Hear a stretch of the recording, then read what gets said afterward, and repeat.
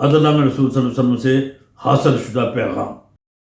اعوذ باللہ من الشیطان الرجیم، بسم اللہ الرحمن الرحیم۔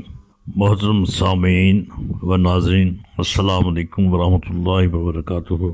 عدل نام رسول صلی اللہ علیہ وسلم کیسے جاری ہے؟ الحمدللہ۔ عدل نام رسول پر رسول اللہ صلی اللہ علیہ وسلم کی تعلیمات پر ہم نے 150 جملے یا مصرے پیش کیے تھے۔ اس کے بعد سلسلہ نمبر 33 کے زیر عنوان کو سامنے رکھ کر ہم نے نبی صلی اللہ علیہ وسلم کی تعلیمات سے حاصل شدہ معلومات یا حاصل شدہ ہدایات کی روشنی میں ہر فرد، معاشرے کے ہر فرد کے نام، ہر اہم شعبے کے نام، فرد کے نام ہم نے پیغامات کا سلسلہ شروع کیا تھا۔ تو وہ الحمدللہ وہ 12 پیغامات ہو چکے ہیں۔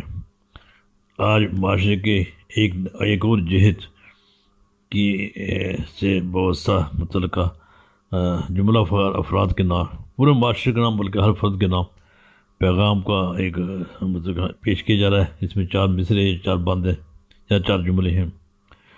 ان کا باہمی معاشرے کا جو دوسرا رخ ہے، اس سے پہلے 12 پیغام میں ہم نے واضح کیا تھا معاشرے کی ایک جہت کا، اس کے بالمقابل دوسری ایک جہت ہے جس کا تعلق آپس میں تعلقات کی اس خوشگوار نوعیت سے یا باہمی فلاح و بہبود سے، پیار و محبت سے اس کا تعلق ہے۔ اس کے بارے میں ہر فرد کو کیا کرنا چاہیے، یہ وہ رویے ہیں۔ اس ہر رویے میں، ہر جہت کے ہر رویے میں کیا اس سے توقع کی جاتی ہے، کیا اس کو کیا کرنا چاہیے، وہ پیش کرتے ہیں۔ امید پسند آئے گا۔ آپ سے گزارش ہے کہ آپ سے شیئر بھی کیجیے اور دوستوں احباب کو بتائیے، وہ اس پیغام کو زیادہ سے زیادہ پھیلائیے۔ یہ نہ صرف ہم سب کے لیے بلکہ ہماری نئی نسل کے لیے بھی اس میں روشنی ہے، بلکہ پوری دنیا کے لیے روشنی ہے۔ نبی اکرم صلی اللہ علیہ وسلم کے اسوہ کو عملی طور پر آپ کی